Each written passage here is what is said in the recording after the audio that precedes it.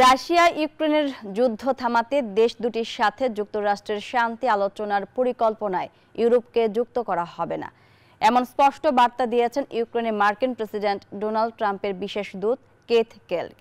এমন পরিস্থিতিতে আগামী সপ্তাহে ইউক্রেন ইস্যুতে জরুরি বৈঠকে বসতে যাচ্ছেন ইউরোপীয় নেতারা। এদিকে ইউরোপের নিরাপত্তার জন্য নিজস্ব বাহিনী গড়ে তোলার আহ্বান জানিয়েছেন ইউক্রেনের প্রেসিডেন্ট ভলোদিমির জেলেনস্কি। ইউক্রেন যুদ্ধ ইস্যুতে ইউরোপের নাক না গলানোর ব্যাপারে আবারও স্পষ্ট বার্তা দিল নতুন মার্কিন প্রশাসন। রাশিয়া ইউক্রেন শান্তি আলোচনায় আর ইউরোপকে চায় না যুক্তরাষ্ট্র, নিজেরাই বাস্তবায়ন করতে চায় এই আলোচনা।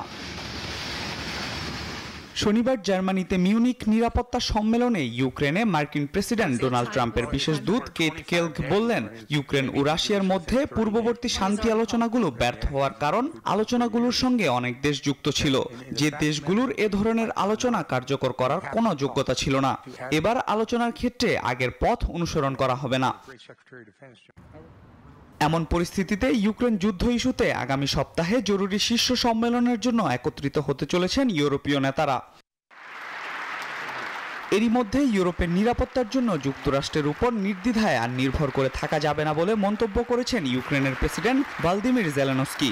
ইউরোপের নিজস্ব বাহিনী গড়ে তোলা উচিত বলেও জানিয়েছেন তিনি। Just as the wrong way. Desk report, news 24।